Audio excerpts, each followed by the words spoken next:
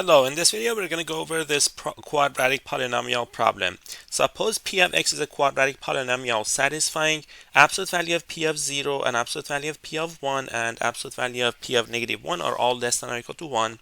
We want to prove that absolute value of p of x is less than or equal to 5 over 4 for all x between negative 1 and 1.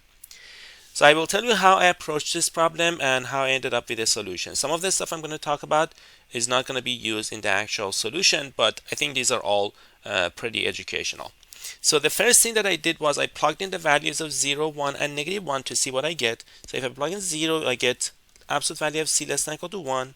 1 gives me absolute value of a plus b plus c less than or equal to 1. Negative 1 gives me a minus b plus c in absolute value less than or equal to 1. So clearly, because of the absolute values, if p of x satisfies this, then negative p of x, which is negative ax squared minus bx minus c, also satisfies the same conditions. Because of that, I can assume that the leading coefficient is positive or the leading coefficient is negative. So that reduces our work, hopefully.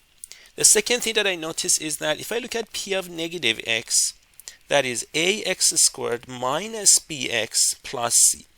That only changes the sign of the coefficient of x and nothing else. And on the other hand, I'm looking at the interval negative 1 and 1. Everything is done in this interval, which means I can also assume that b is greater than or equal to 0. So these constraints might help me avoiding some casework later in the solution. The next thing that I thought was, okay, so this is an opening up quadratic, and I know that at 1, let's say this point is 1 f of 1, and at negative 1 these values are in absolute value are less than or equal to 1. So if I want to show that the value of p of x is always less than or equal to 5 over 4, then I would have to show at the vertex the value is between negative 5 over 4 and 5 over 4. So if you look at p of the vertex is negative b over 2a. So p of negative b over 2a, that would be a times b squared over 4a squared plus b times negative b over 2a and then plus c. So this would give me b squared over 4a minus b squared over 2a plus c. Taking the common denominator of 4a, we get b squared minus 2b squared plus 4ac, which is 4ac minus b squared over 4a. So I'm trying to show that this quantity 4ac minus b squared over 4a is in fact less than or equal to 5 over 4. Now I know that a is positive, and I can also clear the denominator of 4. So this would give me 4ac minus b squared in absolute value less than or equal to 5a. Now if we open this up, we get negative 5a less than or equal to 4ac minus b squared less than or equal to 5a, and then I can just rewrite this as b squared being less than or equal to, so on this side I get b squared less than or equal to 4ac plus 5a, and if I factor a, I get 4c plus 5. On the other side, I get b squared is greater than or equal to 4ac and then minus 5a. If I factor a on this side, I get 4c minus 5 less than or equal to b squared less than or equal to a times 4c plus 5. Now, if you look at this one, this is, we know it's positive. Now we know that c is between 1 and negative 1, which means this is negative. So this side is in fact true. So this is less than or equal to b squared. Now for the other side, I had a bit more difficulty to prove the other side. B squared less than or equal to a times 4c plus 5. Now, one thing you need to notice is that if the vertex is not between negative 1 and 1, the function is either increasing or decreasing, and therefore we don't really have anything to prove. The maximum and minimum would be at the endpoint. So what is the condition for the vertex to be in the interval? The condition is negative b over 2a in absolute value is less than or equal to 1. And this gives me absolute value of b less than or equal to 2a. So can I prove this inequality given the condition here along with the other conditions. I wasn't actually able to prove this one because I realized there is a equality case for when A and B are equal to 1 and when C is equal to -1. So I shouldn't be using this inequality because this inequality is not strong enough. So what do I mean by that? If I plug in 1 and 1 for A and -1 for C, I would get absolute value of -1, which is 1, absolute value of A plus B minus C, which is also 1, and absolute value of A minus B plus C, which is also 1. So we have the inequalities.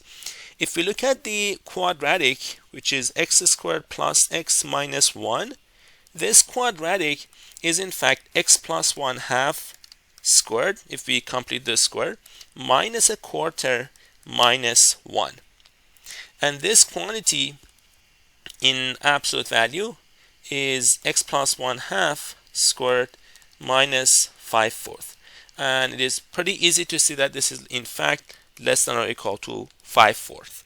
And the reason is x plus 1/2 is between, if we add 1/2 to 1, we get 3/2, and if we add 1/2 to -1, we get -1/2.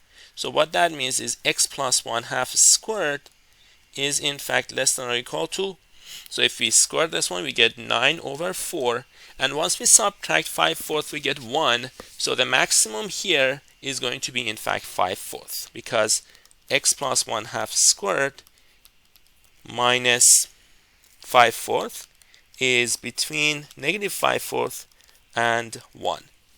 So we do have equality, in fact, at x equals -1/2 in the case when A and B are 1 and C is -1. So this inequality is not going to be very helpful. So at this point, I wasn't actually able to prove this one independently, and I realized that there's a better approach to the problem. And here is how I ended up solving the problem.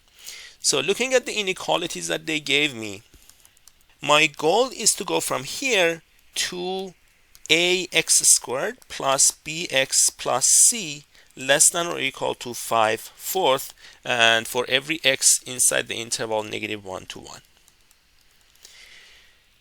So I would like to get a linear combination of A, B, and C. So I'm going to multiply the first one by alpha, the second one by beta, and the third one by gamma. If I do that, I'm going to get absolute value of alpha C plus absolute value of beta A plus beta B plus beta C plus absolute value of gamma A minus gamma B minus plus gamma C. That's less than or equal to absolute value of alpha plus absolute value of beta plus absolute value of gamma. To be more precise, I'm multiplying both sides by absolute value of A for the first one, absolute value of B for the second one, and absolute value of gamma beta for the second one, and absolute value of gamma for the third one. So I get this inequality.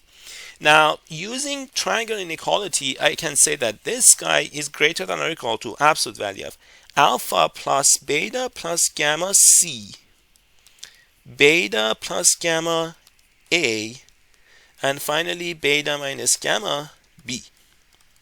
And this is less than or equal to absolute value of alpha, beta, and gamma. I'm hoping to get to ax squared plus bx plus c. So this is my goal.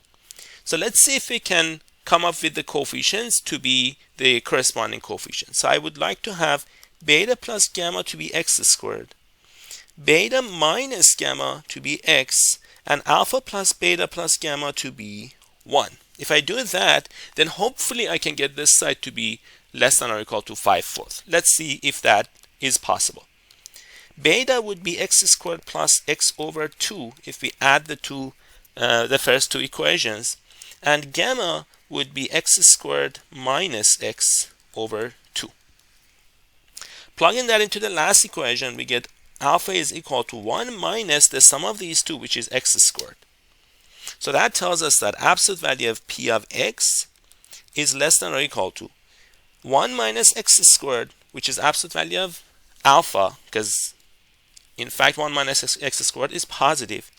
Absolute value of beta, x squared plus x over 2, that could be negative, plus absolute value of x squared minus x over 2. Now if I show that this quantity is less than or equal to 5/4, then I'm done. Notice that this quantity, if I call this one g of x and g of negative x are the same.